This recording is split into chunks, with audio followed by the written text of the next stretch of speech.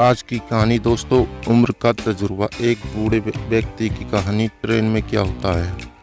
एक वृद्ध ट्रेन में सफ़र कर रहा था। संयोग से वह कोच खाली था। तभी 8-10 लड़के उस कोच में आए और बैठकर मस्ती करने लगे। एक ने कहा, चलो जंजीर खींचते हैं। दूसरे ने कहा, यहाँ लिखा है 500 रुपये जुर्माना और 6 महीने की कैद। तीसरे ने कहा, इतने लोग हैं, चंदा करके 500 रुपये जमा कर देंगे। चंदा इकट्ठा किया गया तो 500 की जगह 1200 रुपये जमा हो गए, जिसमें 200 के 3 नोट, 2 नोट 50 के, बाकी सब 100 के थे। चंदा पहले लड़के की जेब में रख दिया गया। तीसरे ने कहा, जंजीर खींचते हैं, अगर कोई पूछता है तो कह देंगे बूढ़े ने खींचा है, तब पैसे भी नहीं देने पड़ेंगे। बूढ़े ने हाथ जोड़कर कहा, बच्चों मैंने तुम्हारा क्या बिगाड़ा है, मुझे क्यों फंसा रहे हो। लेकिन किसी ने भी उस बूढ़े की बात नहीं सुनी और जंजीर खींची गई। जब ट्रेन अचानक से रुकी तो तलाशी करने के लिए टीटी सिपाही के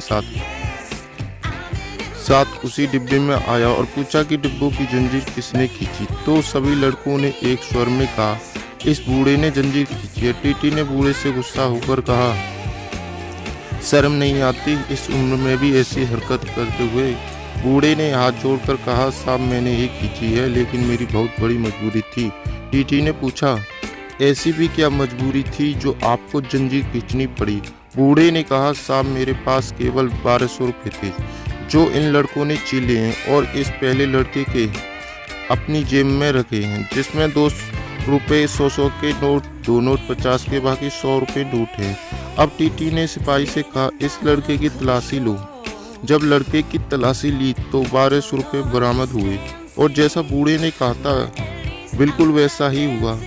1200 रुपये को वृद्ध के पास वापस कर दिया गया। अगले स्टेशन में पुलिस के हवाले कर दिया गया। पुलिस के साथ जाते हुए लड़के ने वृद्ध की ओर घूर के देखा। वृद्ध